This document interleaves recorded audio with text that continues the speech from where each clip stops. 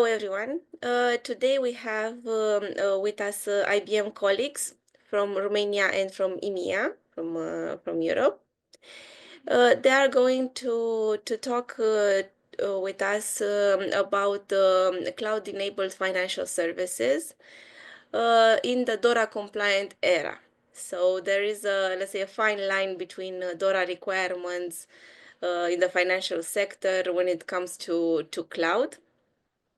And the colleagues present today have a lot of experience in this respect and can give us some very interesting insights. On the one hand, to understand the impact of DORA on cloud-enabled financial services, and then maybe some practical strategies to embed DORA requirements into daily operations, and some best practices on third-party risks. Because as you all know, DORA comes with a lot of requirements for third parties, including cloud and fourth parties that provide certain services within the cloud. So we have today with us Anne Leslie. She is a cloud risk and control leader for IBM EMEA. And also we have Roxana Irimia, portfolio manager branding sector SIC in Romania. So welcome, Anne and Roxana, and I'll give you the floor. Thank you very much. I'm delighted to be with you all today. As the intro said, I have a dual role focused around risk and controls. I interact with our clients and I interact with our ecosystem partners and also with regulators. And I'm kind of a bridge going between these different stakeholder groups. I do my best to try and help our clients get things done. So we have a lot of banks and insurance companies who are really enthusiastic, very ambitious in terms of what they want to do with cloud. They're also very cautious because they don't want to get things wrong in terms of regulation. And they're also very mindful of managing their risk. Both their internal stakeholders and financial supervisors are very concerned about potential risks to financial stability coming from a very intensive use of third-party technology across financial services, not just cloud. It's particularly cloud, but not only. And what I'm really happy about today is having this opportunity just to share some thoughts around DORA, not in any shape or form claiming that we have solved it or cracked it. I think it's still very much a long-term endeavor for everybody. We've definitely made a lot of progress and we've learned a lot through the work that we're doing with clients and partners, including CSA. But going forward, there's still a massive amount of work to be done. And this is, I think maybe just the greatest learning is the mindset shift, which is it's not just a project where you have a start date and a finish date. The thing about operational resilience is that it's never, ever done. It's a commitment to continually getting better, continually being willing to be a bit uncomfortable, anticipating disruption, wondering about what threats could cause problems, and trying to figure out how we all as an ecosystem can manage our individual interests and also enable each other to be successful.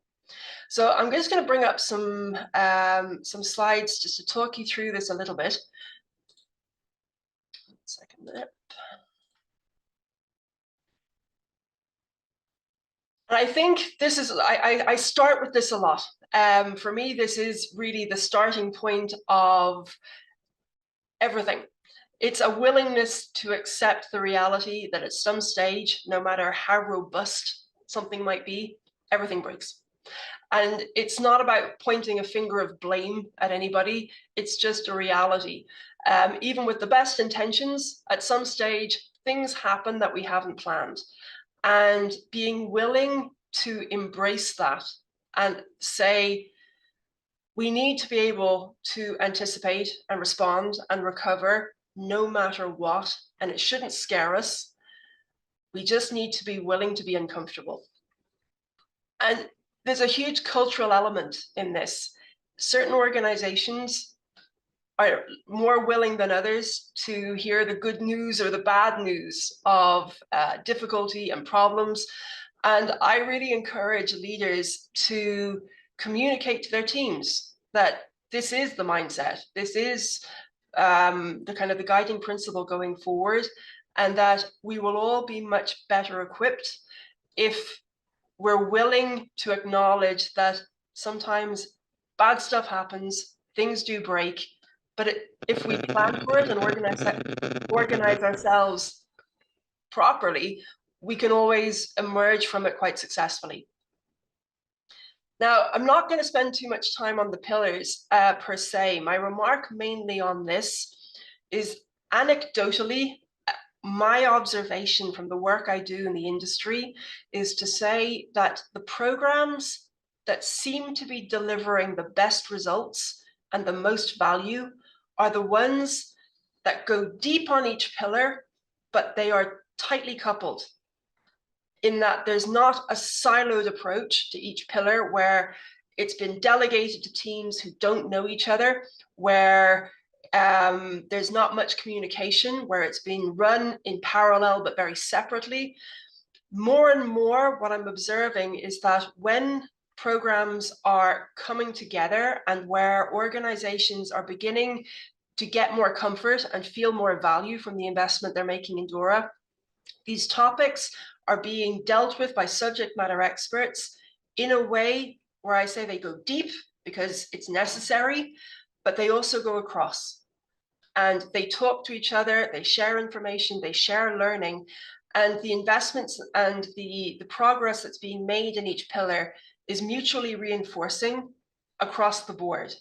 So that, I think, is the key message here. Is it's tempting to chunk it up and make everything separate, but anecdotally, it's proving to be more impactful to actually run this as a very cohesive, holistic program.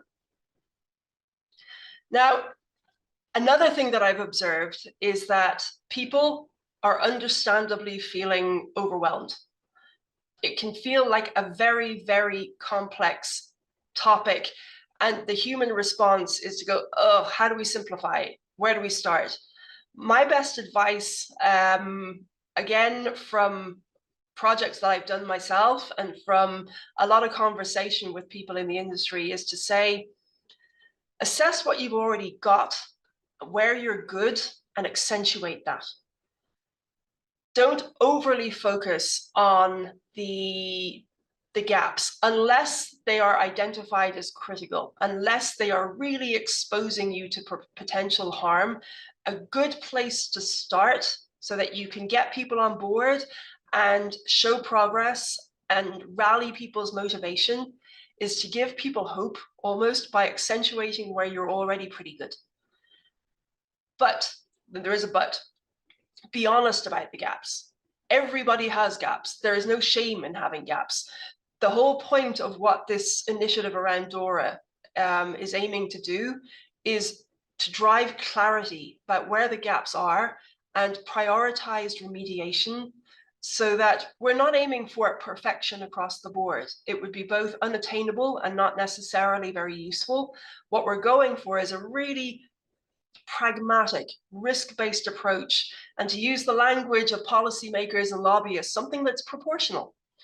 So not going overboard in terms of raising the bar so high that it just seems we're never going to reach it, but to look at each one of these areas and to say, where are we? What are we already pretty mature on? And for the things where we're not so good, how could we structure a program so that we can make incremental progress? We're not breaking our teams because it just seems too hard and too much. And how can we actually make sure that this is tied to the business in a way that the investment makes sense? And it's not just cybersecurity or resilience for the sake of cybersecurity and resilience. It really is tied to the business. Now, just to give you a little bit of insight in how we've been thinking about this. clients, users of public cloud services, they're still accountable and responsible for their own compliance. That's not something that can ever be transferred. You know, if you kind of look at the sort of the shared responsibility model, the who does what, if anything, is getting clearer and clearer. And what we've been saying to ourselves is, where can we position ourselves for the greatest impact in terms of enabling our clients to do what they want to do with cloud? They have to take care of compliance. They have to take care of managing the regulatory expectations that are in DORA. But fundamentally, they're trying to modernize their businesses. They're trying to delight their own customers. They're trying to be profitable. As real partners, how can we position ourselves in that paradigm? And what we're seeing is that financial services firms, when they're working with any kind of partner, what they want is to be empowered to bring digital technologies into their own business. And where they can, they want self-service capabilities. They want automated tooling. They want to be able to do things by themselves, and a good partner will help them do that. What they also need is support with managing their own risk and making risk-informed decisions. And a lot of that comes from having access to comprehensive documentation, descriptive documentation that will give them the answers that they need in terms of assessing, if we move off premise and into a cloud environment, are we changing our risk posture? And again, clients love to be able to ask that question and get the answers from documentation that's made available to them that they can go through in their own time, extract what they need. And that's something that we're, again, uplifting, is looking at the documentation that we have available, applying a fresh lens to it and saying, if we were a financial services client and we had this problem statement, what would we expect to find in the documentation? And sometimes it's just a slight tweaking of the language. Sometimes it requires a greater level of detail. But again, a really important enabling capability. And the last one is having access to people who are able to understand when there might be a very particular bespoke requirement about a highly sensitive workload, or a requirement about data localization, something that requires a deviation from what is otherwise standard. And in that case, you know, mobilizing our engineers, our regulatory experts, because what we're finding is that it's very rare that any single team has all of the answers to these problem statements. It really requires broad collaboration.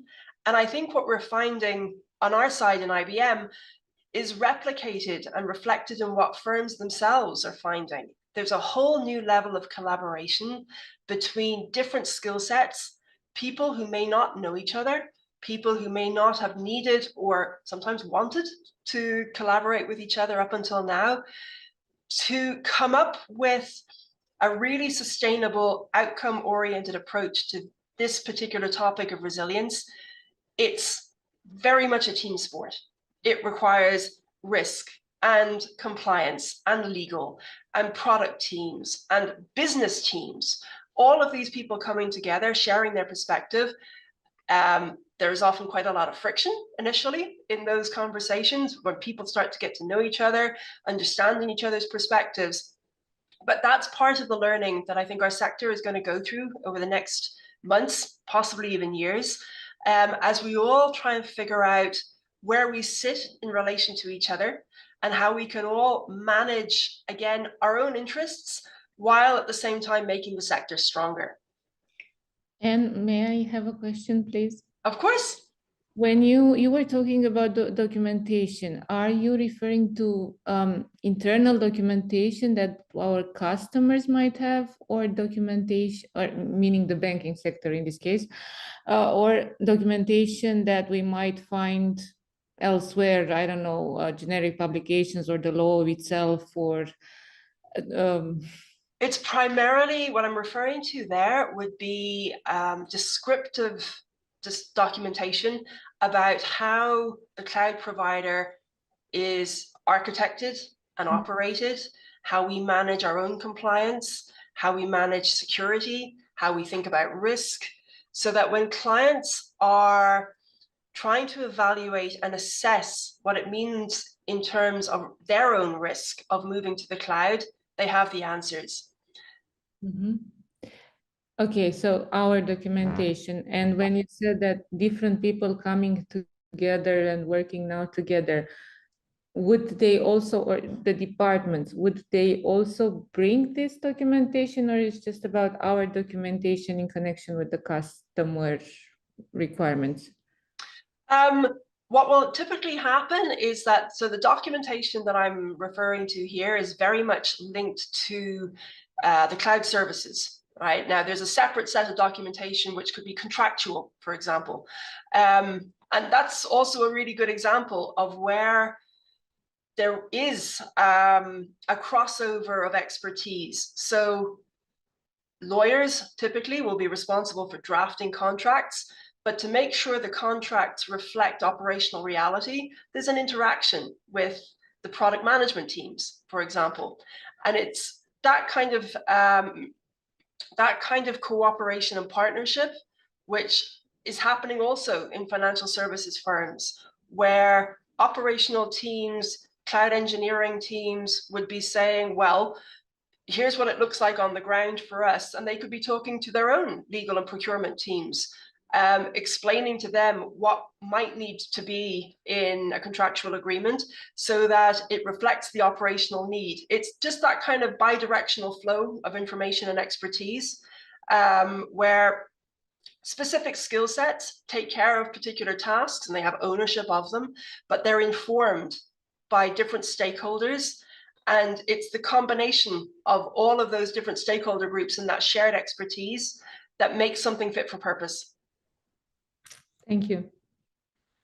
Now, the thing, just there's a slightly tongue-in-cheek message on this slide as well, which is DORA doesn't say that technology providers have to be delightful to deal with, right?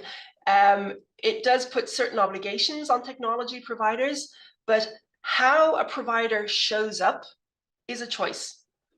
And the posture that IBM has always had in relation to customers is we want to be at the heart of helping our clients solve the toughest problems.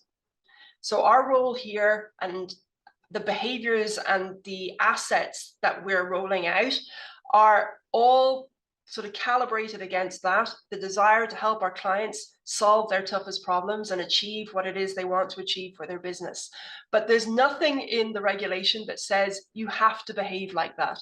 And what I do try and say to people is that there's an opportunity in DORA for us to, in addition, I think like the baseline is having to respect what the regulatory text says, but around that there is a wrapper of choice which allows us to determine who we are for each other in terms of provider and client, and then the relationships that exist into the wider ecosystem.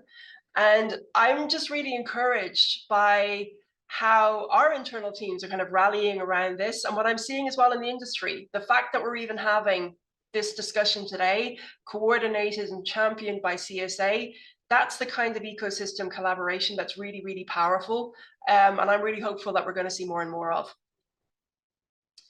Now, one of the things from an operational perspective that is proving a little bit challenging is that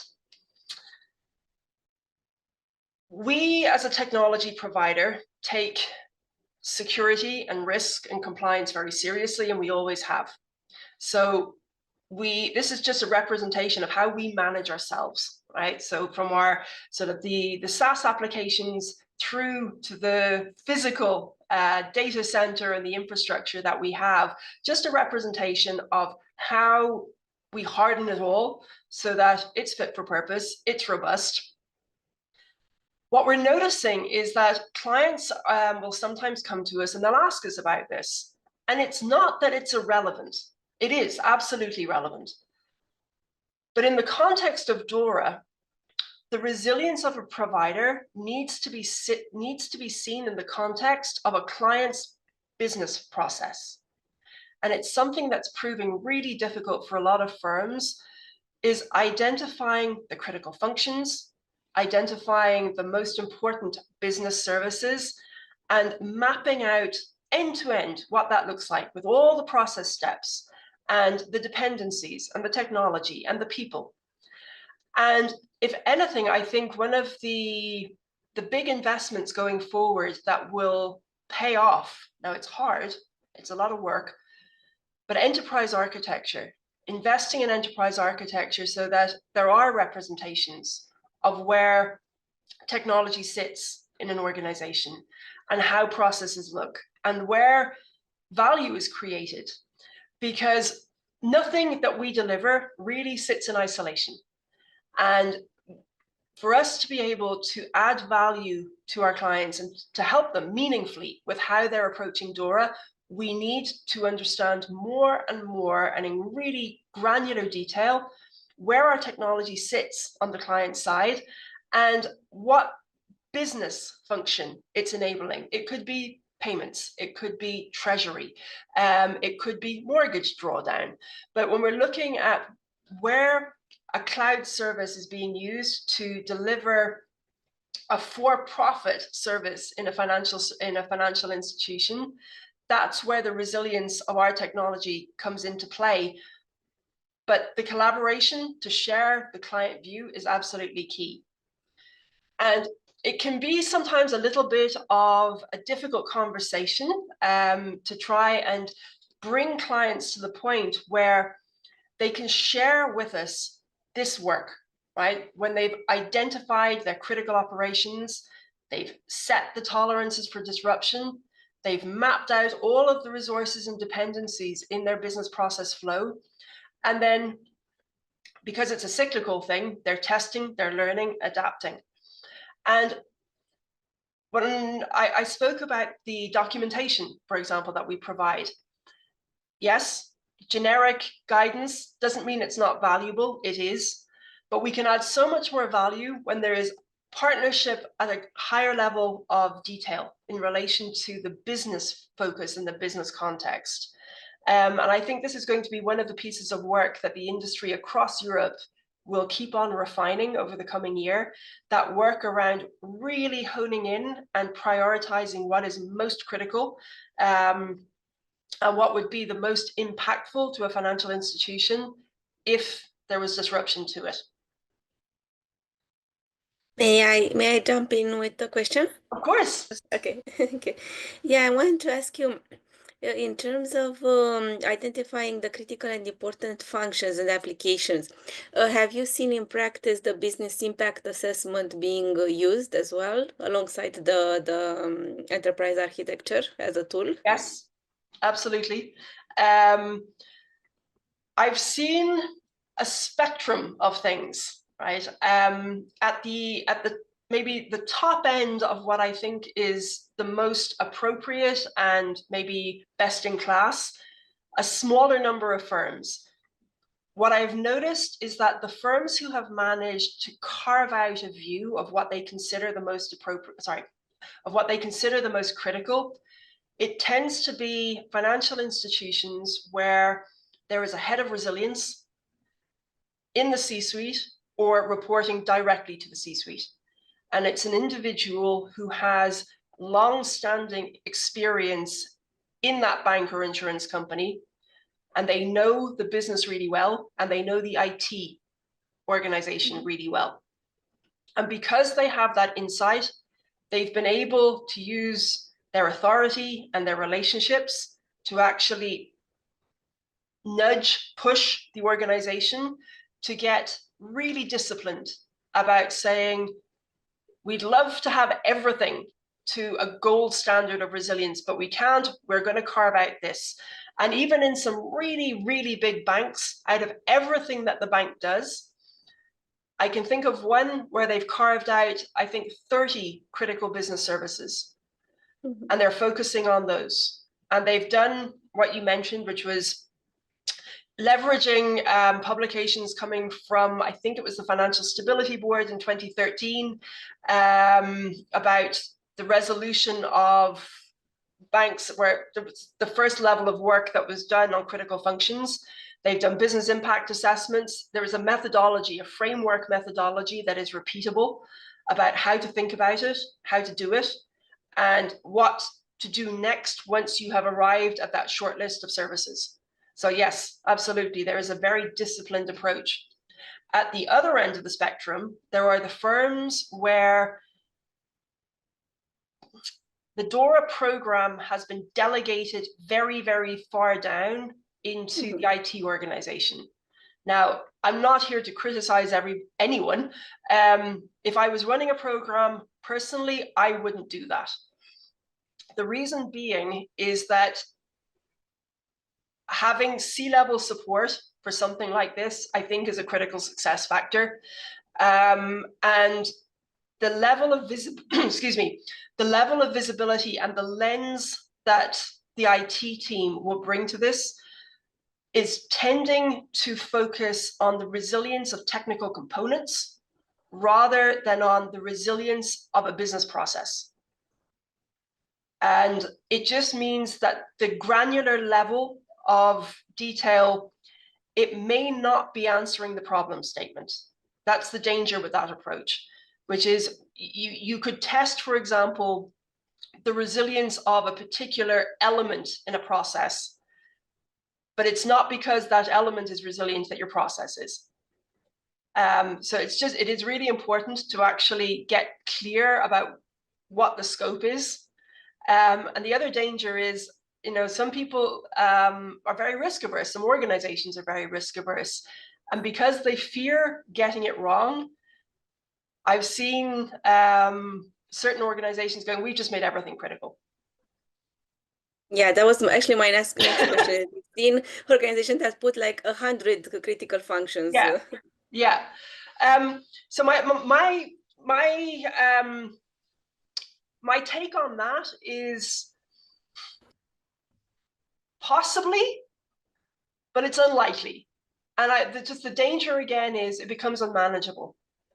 It becomes unmanageable to be able to do the level of risk management, the level of testing, the level of vendor management, if you have that many critical services. And it's about firms really knowing themselves. How do we earn money? What drives our economic engine? If something went down, would it really hurt us, or would it just be inconvenient? And what you'll find is that if you are the owner of a certain functional area in a bank, of course you think it's important. But everybody needs to be able to take a step back and to not have there be negative consequences from you not being a critical function.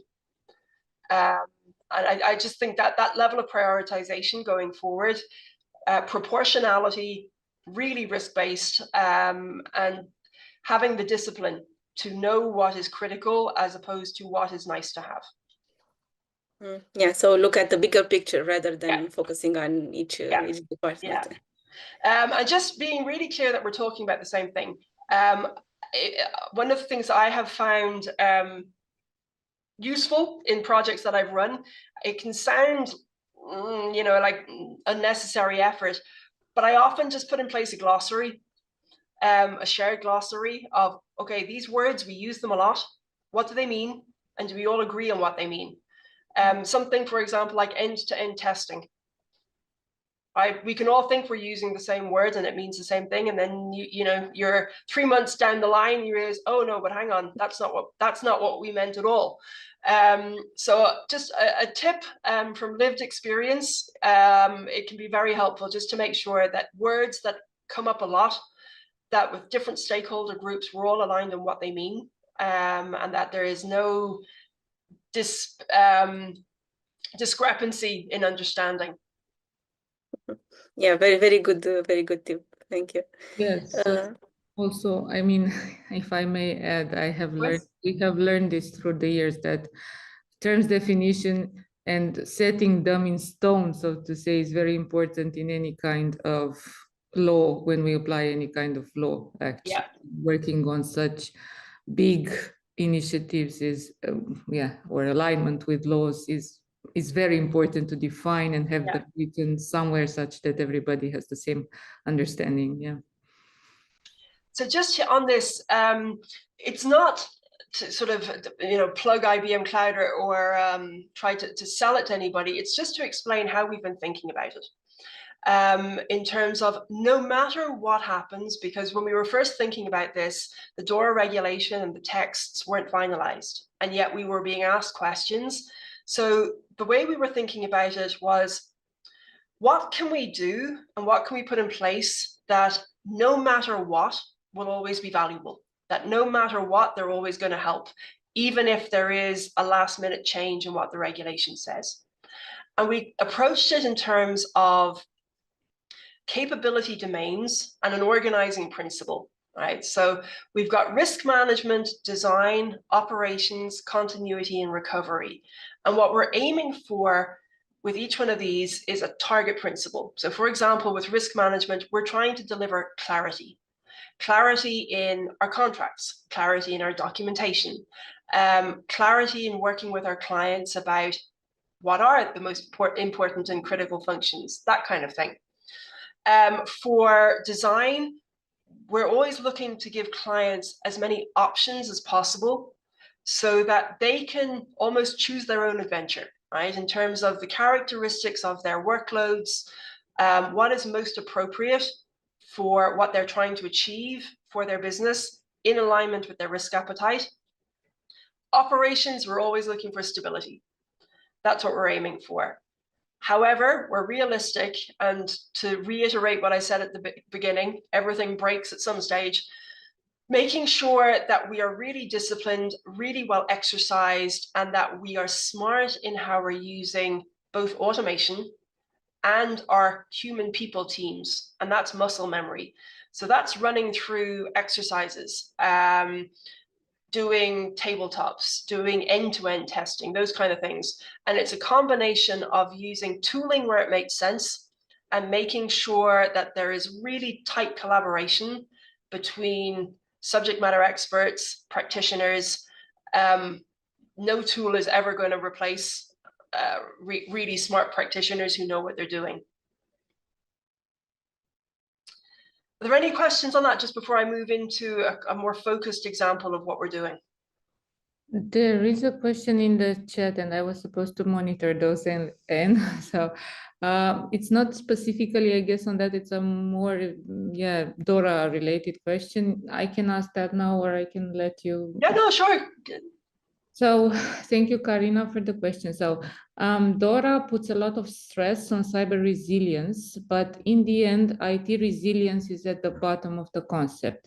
In your opinion, Anne, should we start with IT resilience and then ensure that cyber resilience is also ensured? Or should we focus only on cyber resilience? Oh, okay, that's a great question. I have an opinion on this, but I am absolutely open to having my mind changed. So in terms of a conceptual pyramid, my current thinking is that I put operational resilience at the top as the most important target outcome. And I see IT resilience and cyber resilience contributing to that. The reason being is that we can be cyber resilient, but the disruption could come from somewhere else. We could be totally, protected. Well, that's a euphemism, but you know what I mean, against a nation state attack. But there could be a flood, right? So it depends on the lens. I don't like positioning them in a way that says one is more important necessarily than the other. But if I had to draw a framework of it, I would put operational resilience as the blanket to which IT resilience and cyber resilience contribute. But like I say, I talk about this with experts in the sector. I have a few close friends with whom I disagree, but I'm not, like I said, I'm open to having my mind changed on that. And I can see why certain people come at it from a different direction. So it's an opinion that I hold, but I hold lightly. So I wouldn't change, I mean, try to change your opinion. I'm exactly of the same opinion on this, actually. So, and I see people saying that you're cyber responsible and your first thought should be security, but no, actually, I'm exactly of the same opinion as you, and I see it operational also. So I won't try to change your mind in that sense. Thank you for the. So just in the interest of time, I will go through this quite quickly. The slides will be made available, and I'm very happy with my team and my colleagues. If anybody wants to have a deeper dive on any topics, do feel free to reach out to us. We're very happy to follow up the conversation. But this is just a very focused example of how we take one part of DORA, and it's a small part, but it's a really important part, about operationalizing controls so that the risk of moving workloads to the cloud is managed, and also then being able to extend it into the supply chain. So we define a set of a framework of controls, which is known as the IBM Cloud Control Framework for Financial Services. And we implement that across all of our infrastructure. And what it does is serve as an accelerator for clients who are trying to move to the cloud. Often security, risk, and compliance can get in the way of that. What we're trying to do is help clients manage their risk, no compromises on that, and also move fast for their business. So this approach of defining, implementing, and assessing is basically going from what could be paper-based policies into infrastructure as code, and using the output of human-informed analysis around what controls are needed to manage risk in the cloud, and implementing it with automated tooling. And it serves to address the needs and the expectations of a variety of stakeholder groups. So the CISO function, the IT function, and then the compliance, risk, and security folk. The framework is a curated set of controls that we've got 6 control types, 7 focus areas, 21 control families. It sort of curates a baseline of controls that, again, that mindset of relevant no matter what. And it just means that, again, in that model of shared responsibility and shared competence, what's driving this from our perspective is what can we do as a cloud provider that will help our clients move faster to the cloud and help them manage their risk when they're doing it. So it's aligned with industry standards. We've mapped, for example, to CSA's CCM, the Cloud Control Matrix. And what it means is that by doing those mappings, we're not suggesting that this is one framework to rule them all. It's infused and inspired by industry standards. It simply curates a set of controls that are embedded into the infrastructure and allows a better conversation between different stakeholder groups, particularly because we have a program in IBM called the ISV, so the independent software vendors who operate their services on IBM Cloud, who sell their services to financial institutions. When they go through a process that we call FS validation, they adopt this framework too. And what it means then is that there's supply chain visibility and parity of controls from the infrastructure layer through to the SaaS layer. And that's one of the big challenges that firms are finding when they're trying to move to SaaS, is how do we manage that supply chain? The framework doesn't address all of the elements of third-party risk, but it does really make the alignment of security expectations a whole lot easier. The other things that we offer is deployable architectures, trying to decrease time to production. And again, just these patterns of being able to automate and provide evidencing. And just when firms are going to be asked questions about how are you doing this, how are you managing that process of getting workloads off premise into the cloud, things like the deployable architectures, things like security and compliance center, they're all really valuable assets to be able to answer questions coming from internal stakeholders and also potentially banking supervisors. As I mentioned, this tool here is one, it's sort of the link that brings together the security, the risk teams, the compliance teams, and into the supply chain. So very, very powerful in offering continuous monitoring, workload protection, and evidencing. So when we show this, for example, to regulators, they go, oh, okay, you've got controls, fantastic. And then when we're able to show that how they're working and how we go from a policy, turn it into policy as code and then infrastructure as code with monitoring, they go, ah, great. Because the thing that's really driving DORA now is trust and verify. And being able as a firm to almost prove how you're doing certain things, tooling like this is invaluable. Now, I'm conscious of time. I don't want to eat into too much of sort of question and answer time, and also mindful of the other presenters. I'm very happy to stop here. I can talk for a little bit longer if there are questions, but I'll take your steer on that.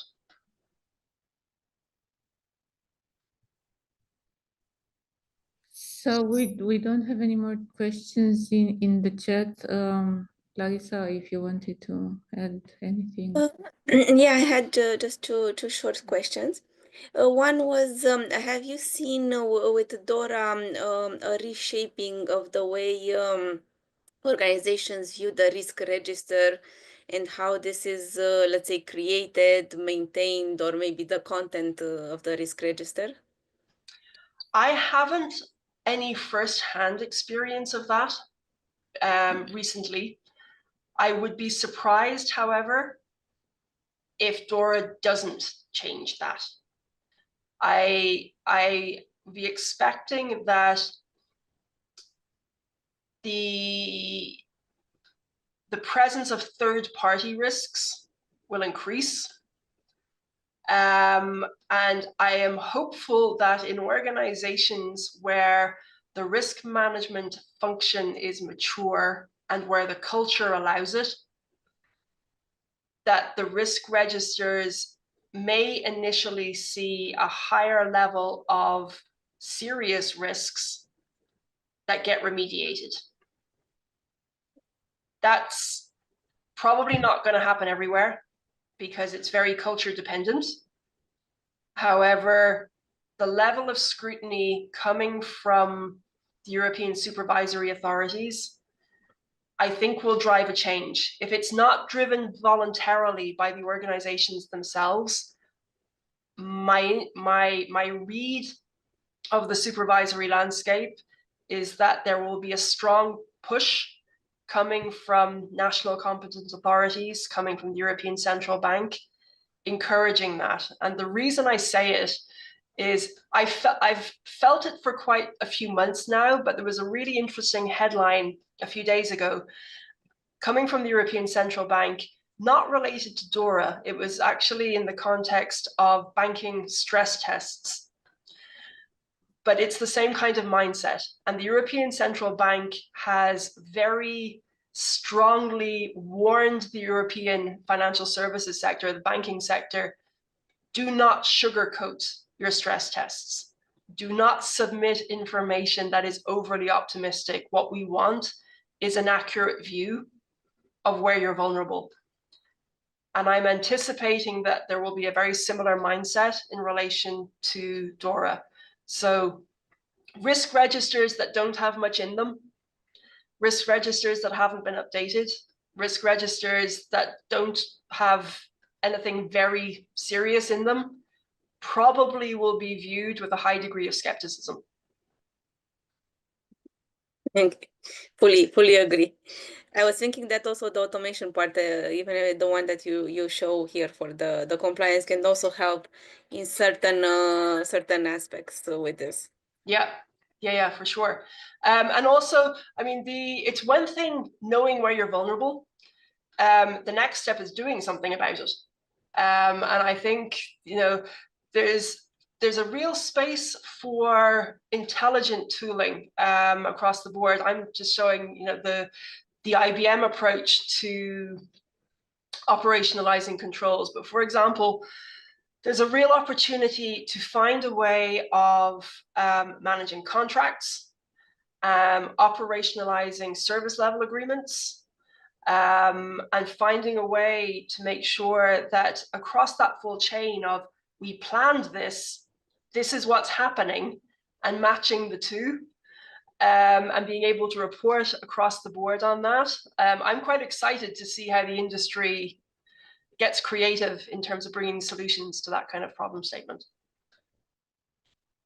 Yes, definitely. We'll hear about DORA probably in the next years as well, until the maturity of the organizations Yeah, for sure. reaches a certain threshold.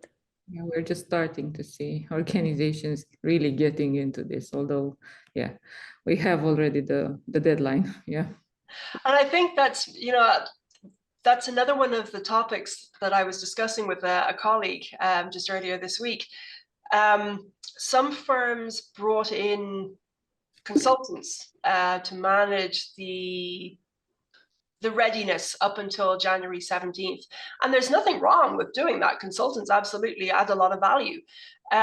However, in some cases, the consultants have now finished their mission and they've moved on to something else, and there's no run. It's sort of like the project just disbanded. And I'm going to be, you know, I think it's going to be interesting to see what happens next. Do these projects, do they get turned into programs that run continually? Is resilience created as a function? And how is it managed? So it's being managed in different ways in different places with a different or varying levels of resourcing and varying levels of investment. Again, I'm going to be really interested to see what approach delivers the best results. But the organizations who are kind of working towards January 17th and thinking, poof, okay, now we're done. Nobody's done.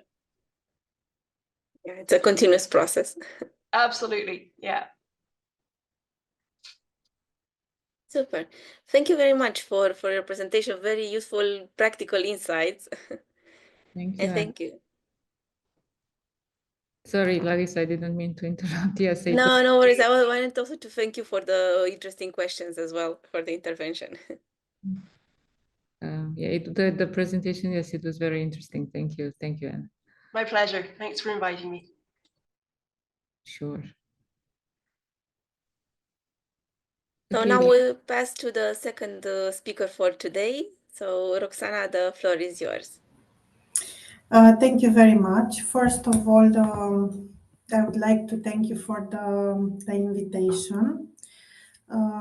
It's a great opportunity for me, and also thank you, Anne, for what you have shared with us. It's really, really interesting.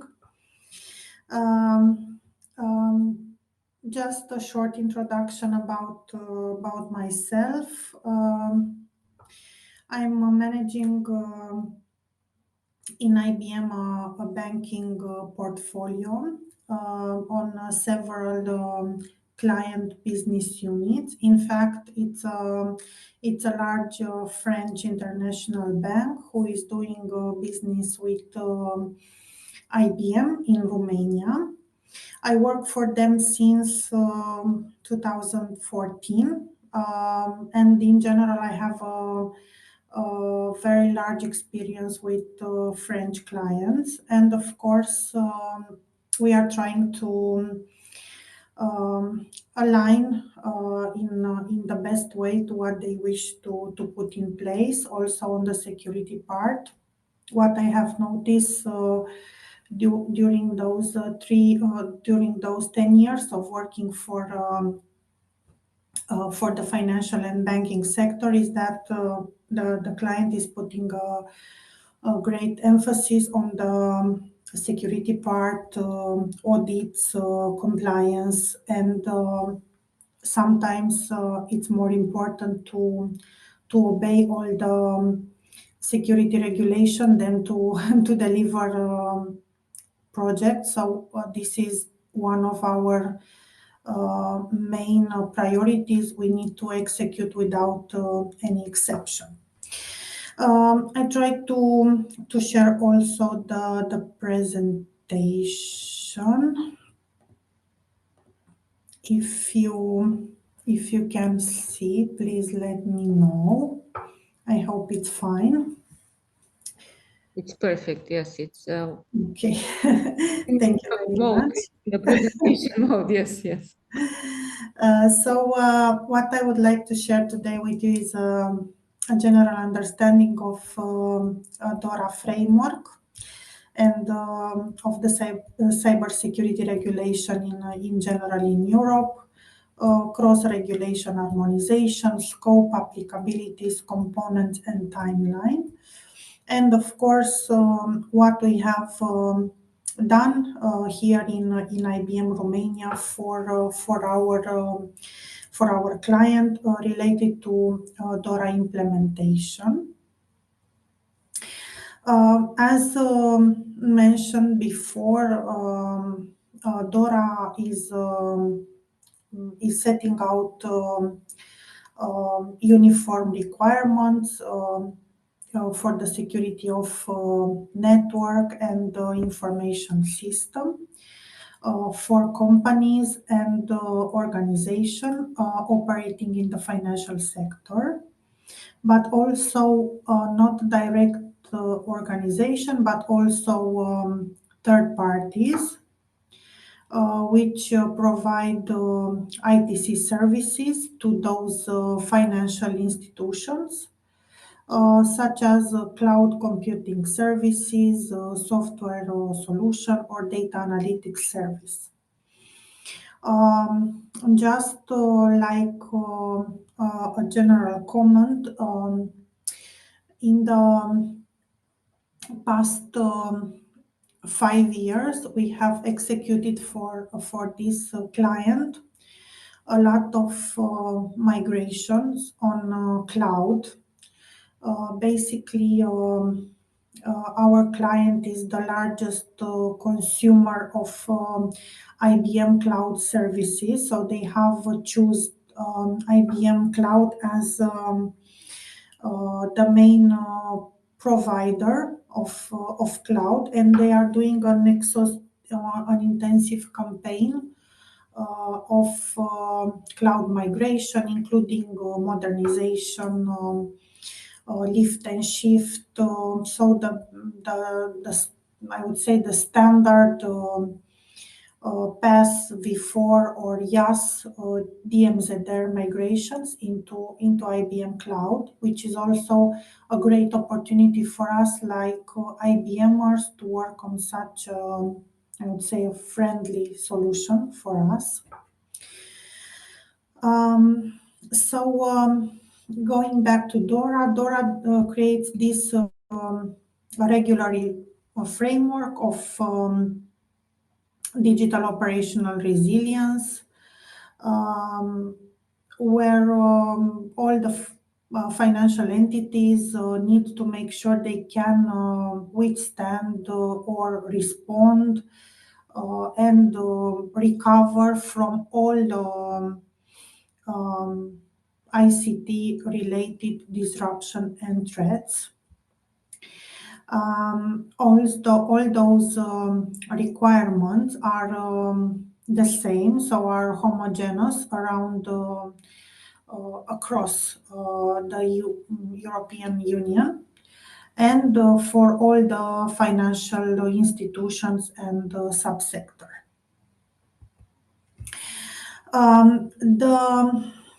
The key cybersecurity regulations in Europe, of course, those regulations are mandatory for all financial institutions, banking, insurance, including the client I was mentioning.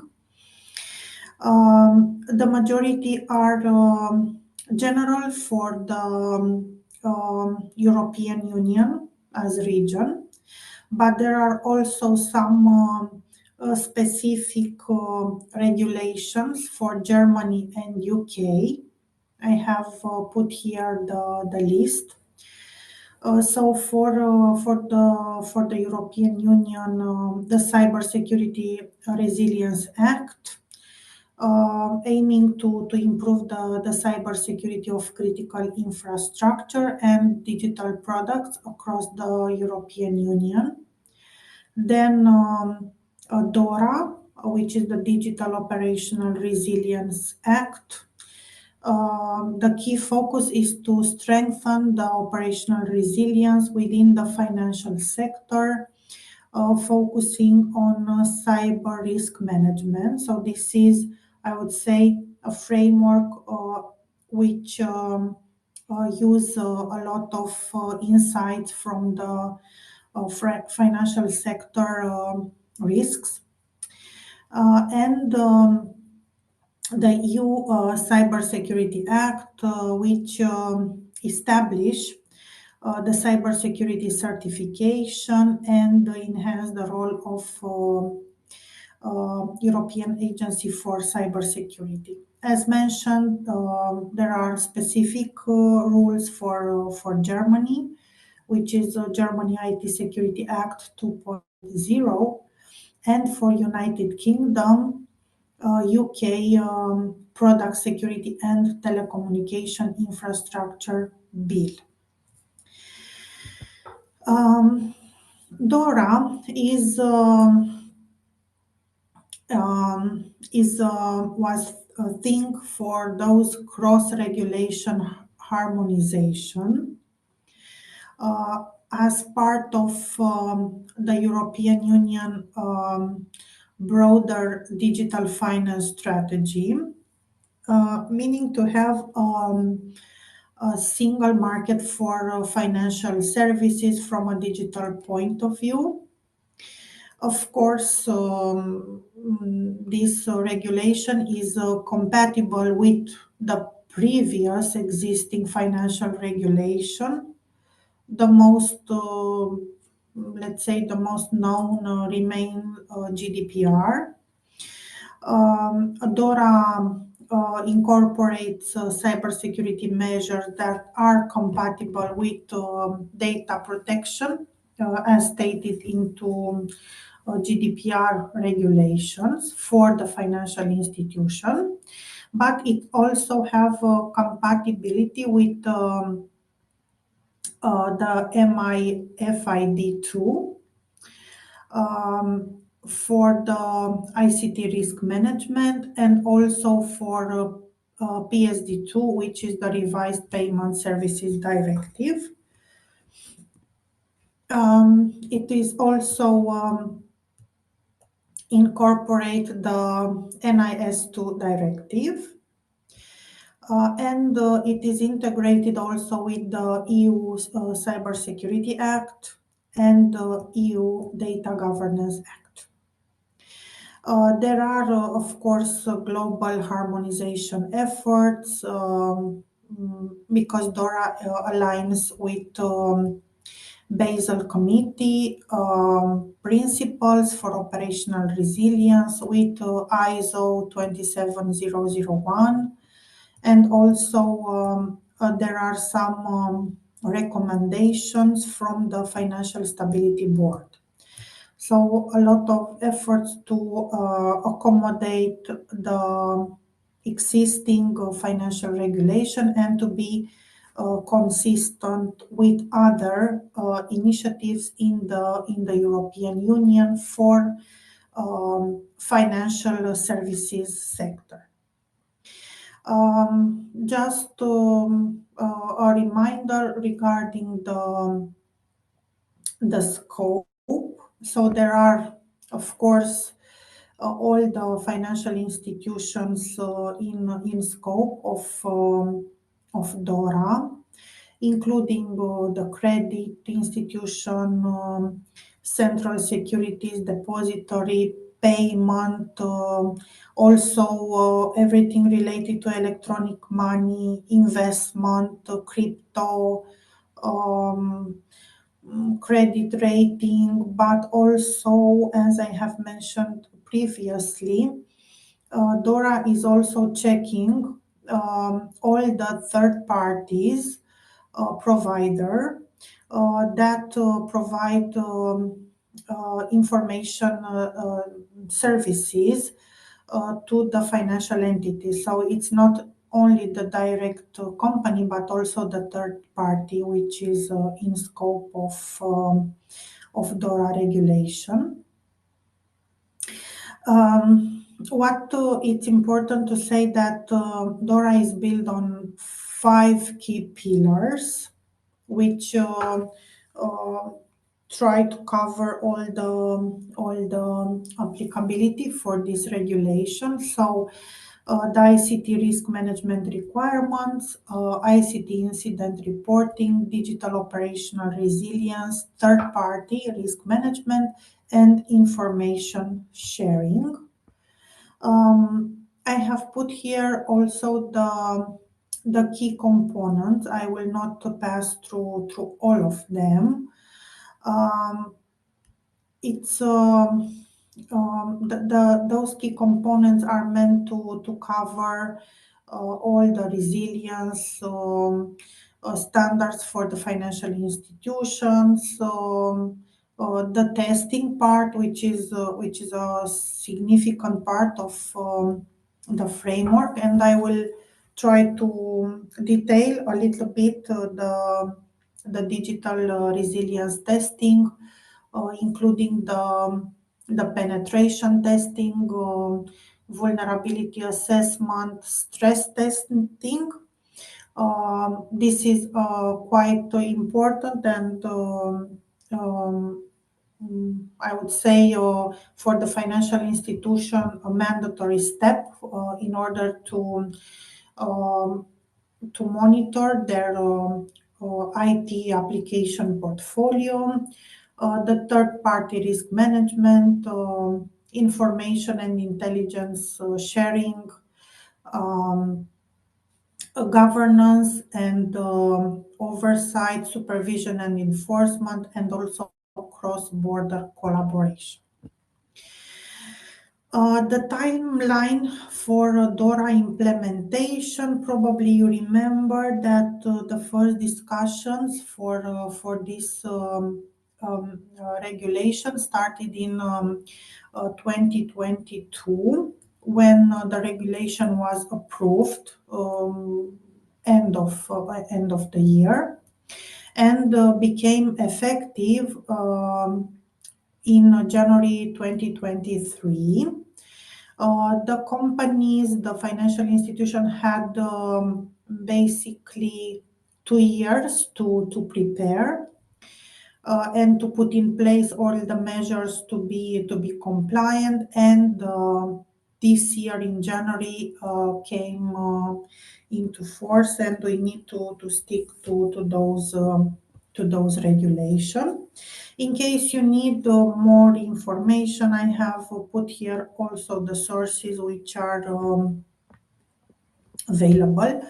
Of course, IBM is paying a lot of efforts to ensure that our clients benefit from our experience related to cybersecurity, to all the regulations, and we have a lot of um, publishers available to be consulted in case we are having financial customers to help them implement various European Union regulations.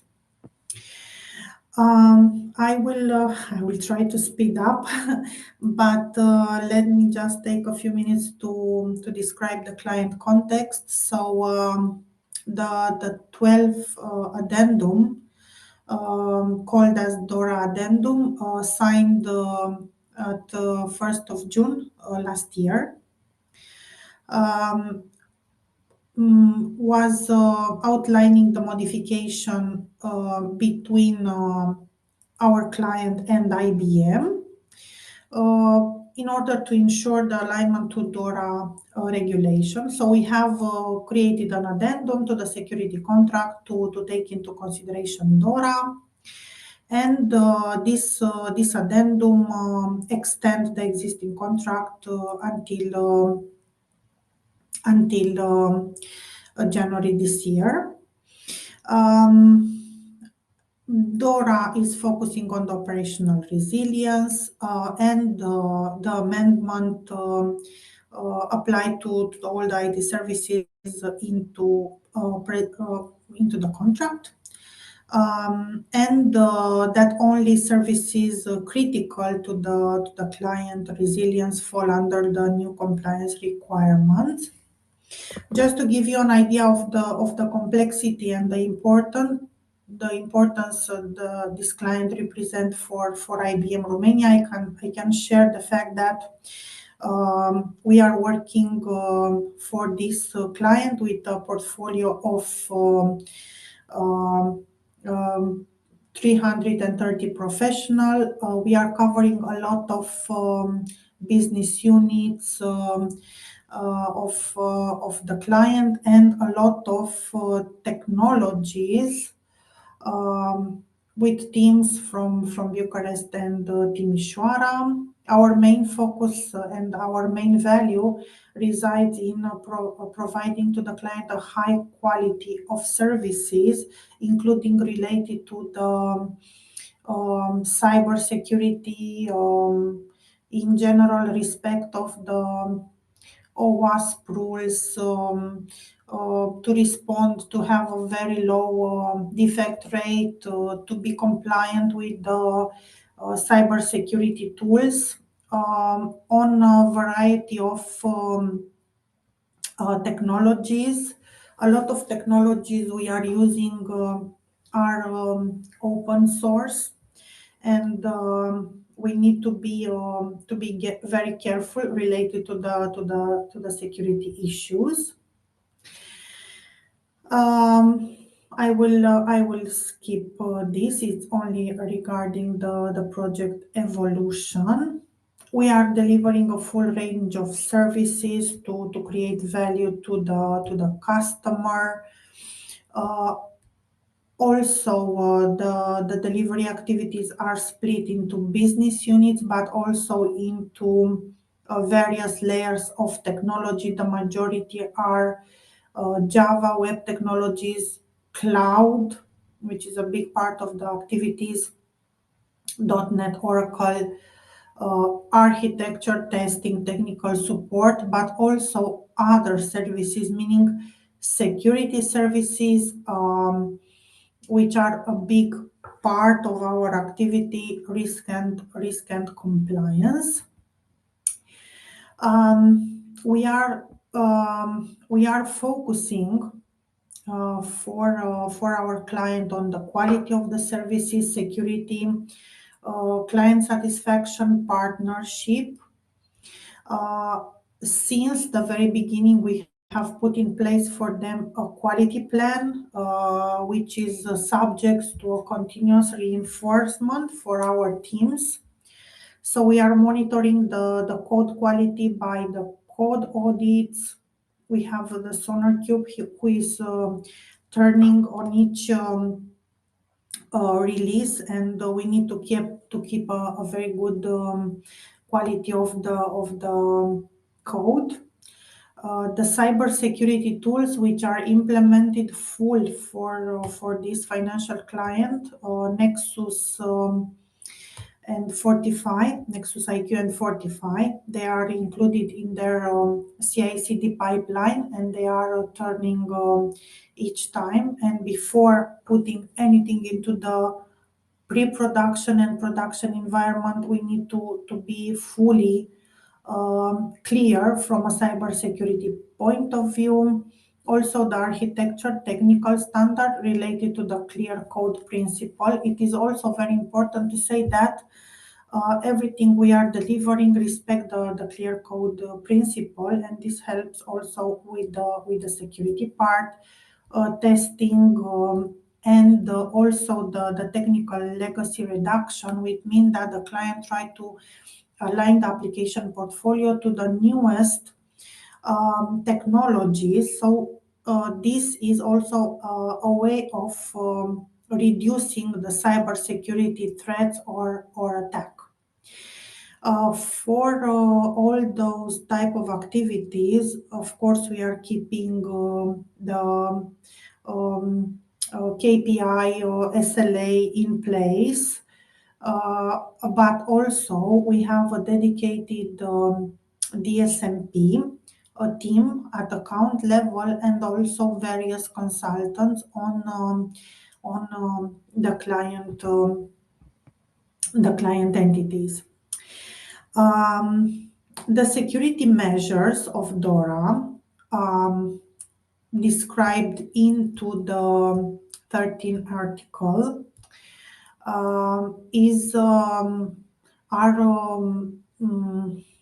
putting IBM as a service provider in the position to implement strictly some security measures. So we need to protect the confidentiality or integrity, availability of their data. And basically, what we are doing is that we don't have unanonymized data outside of the production environment. So we cannot export from production raw data. They need to pass through an anonymization process. Alert the client within 2 hours for any security incidents. This is a procedure put in place. To cooperate, to respond to regulatory requirements, provide supporting during incidents, and also conduct regular penetration tests. I will do a short comment on this, just 2 minutes. As per the segregation of duties for our client, we cannot do directly penetration test because we are also the entity who is practically delivering the code. So what our client decided is to outsource those penetration tests to an external company, so to fully have a segregation of duty. Those penetration tests must be conducted into the pre-production environment before they gave their agreement to put something into production. And there are a set of tools which are being used for the penetration test, like OWASP, Z attack proxy, Port Swigger suite, SSL scan, used by this third-party supplier to launch the penetration test. Nevertheless, our requirement as ITC company is to pass our code through sonar and cybersecurity tools like Nexus IQ and Fortify, and also to correct all the bugs related to the cybersecurity of code before the client decided to launch the penetration test. Also, we have launched some sensibilization campaigns for all our developers regarding the OWASP top 10 vulnerabilities. So they are aware that we need to respect those rules and our code to comply with those OWASP rules. Also, for the penetration test, because we are as a software provider, we are receiving the results and the reports of the third-party supplier for the penetration test in case there are some code-related incidents who escaped from our checks. We know that, for example, for the penetration test, there is a matrix put in place regarding the severity. So they assess the impact mapped on the probability of attack, and the probability of attack is inversely proportional to the complexity of attack. So we also have a matrix who is assessing the complexity and probability of attack. So all those elements are communicated, and there is a complexity put from easy, moderate, and difficult.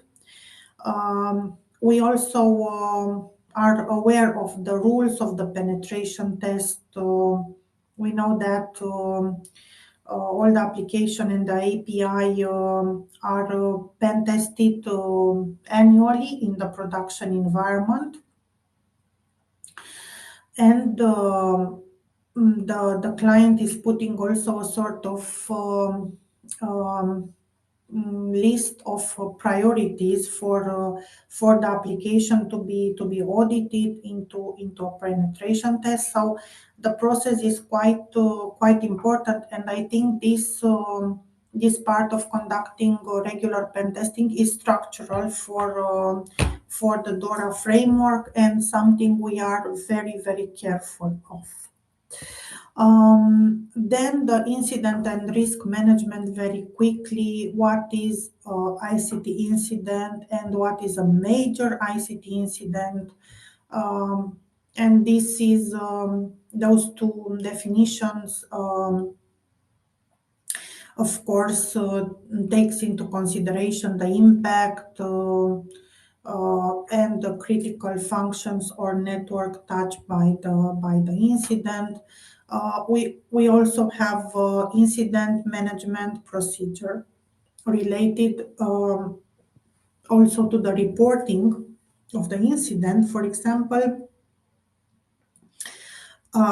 if we detect an incident that could impact data of services, IBM is notifying within 2 hours. Until now, our KPI is green on this part, because we have this consulting team who is managing the part of incident reporting. And also we are providing, without exception,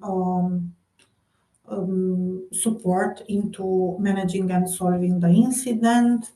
As mentioned, security and testing, penetration testing, and we know that the tests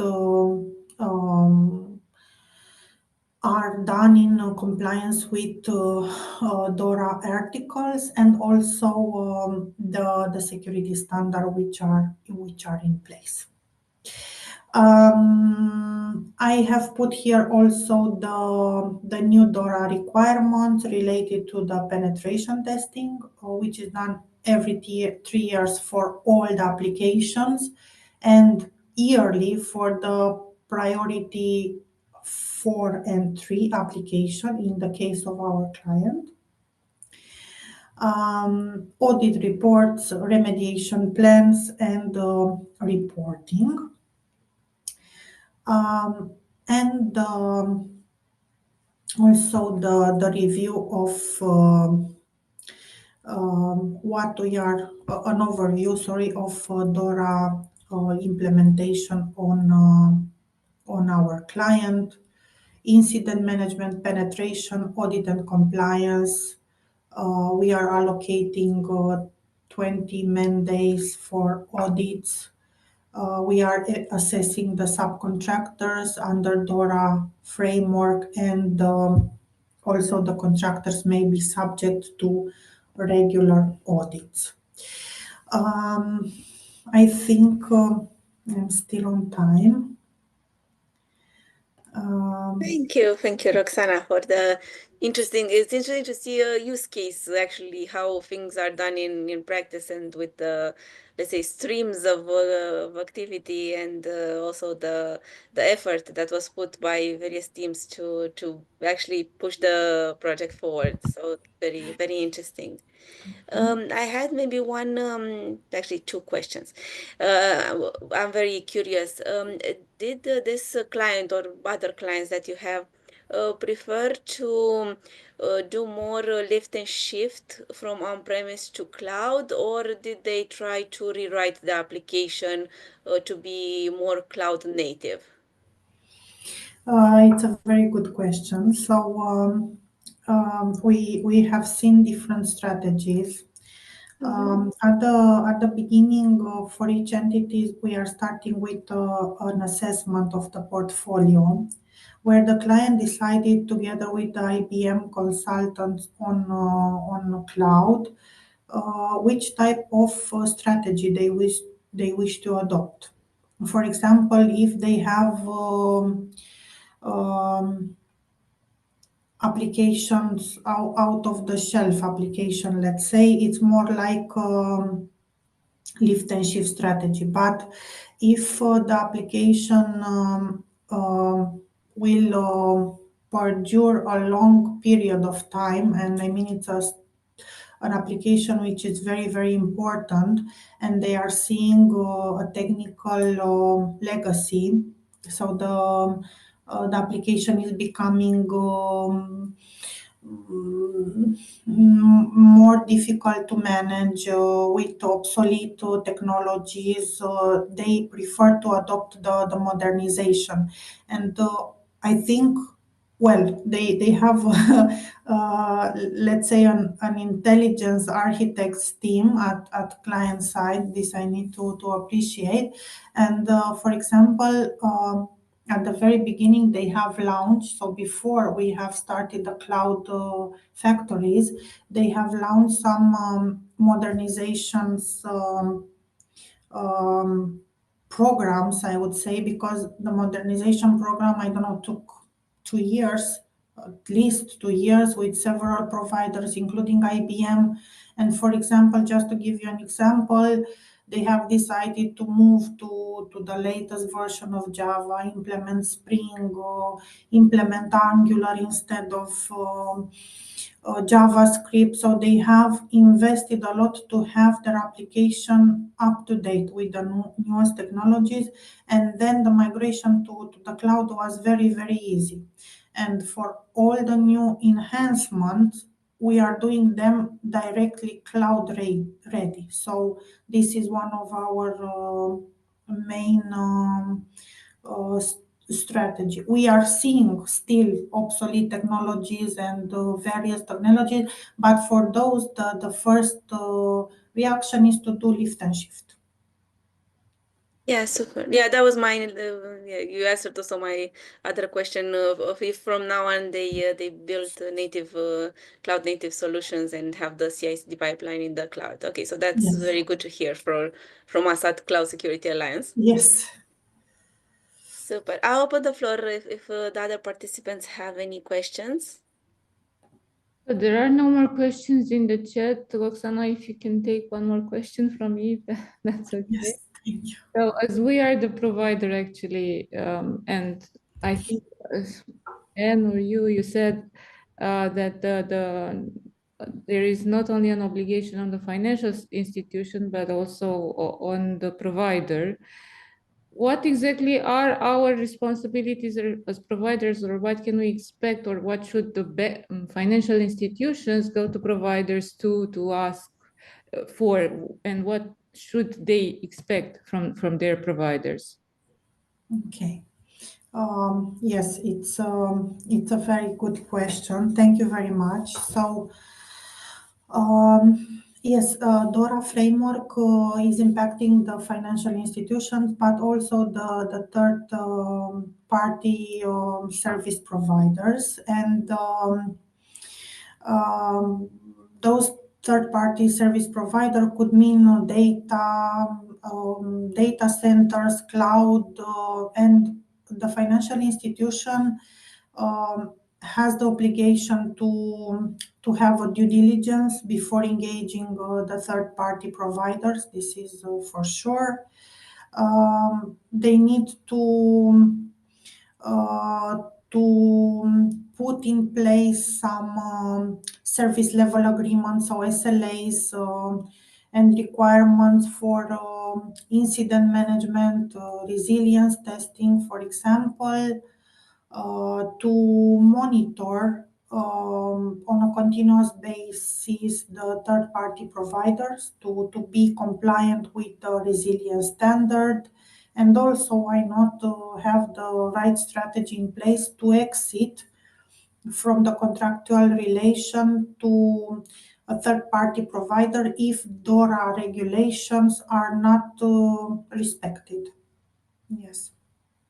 Thank you. So a lot on us to take. Yes, Yes. thank you. But also for the financial institutions to be careful which provider they choose. Yes, yes, yes. It's a very good question, and then us as IT provider, we have also the obligation to check our subcontractors and to respect the same regulations and be and well to be very open to the client to provide all the evidences for them. Thank you. So, Larissa, there are no more questions in the chat, and soon I think my laptop will also die. So I'll let you here to further moderate, but yeah. Thank you. Yeah, so it will be like closing remarks. Thank you very much from my side first. Thank you very much for participating. We look forward to other events as we progress on implementing DORA or on other topics which are relevant to the industry. If you want to say a few last words before we close the event. Myself? All of you, one by one. Or maybe Mircea, who is our enabler here. I don't know if Mircea can hear us or yeah. Okay, anyway, so well, I think we must all prepare for this. We must be prepared. If we have not yet prepared for this, we must all be prepared for this, financial institutions as well as providers. And every financial institution must be aware of that, must plan the risks and well, see how they treat these risks, of course. But like with GDPR, we are not getting around that. We will not be able to fool the law, so to say. So for us, it's an important topic, which I think for the moment, I don't feel it. I don't see as if it was perceived as burning, but soon, soon we will have the big bang that we had also with GDPR.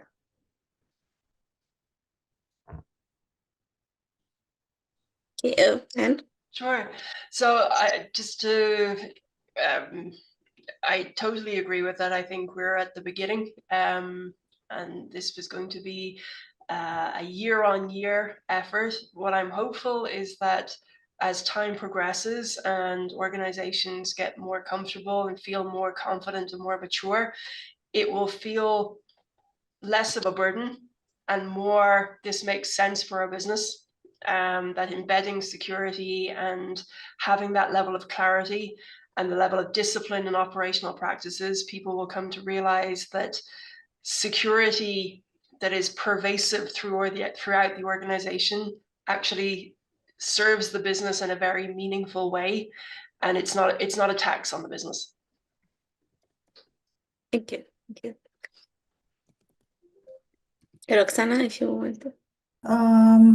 Yes, like a general reflection, I think, yes, we need to be very aware of what the technology brings. So we are speaking about cloud Gen AI, but I need to say that the security and the cyber security needs to be embedded everywhere. So we need to start with the mindset of security by design and to be very, very careful what we are putting in front of the client. The cybersecurity attacks, everything changes and changes with a very high speed, and we cannot make jokes with this. It's very important, and it's a structural part for the financial clients. And as I said before, I think for a financial client, the security is even more important than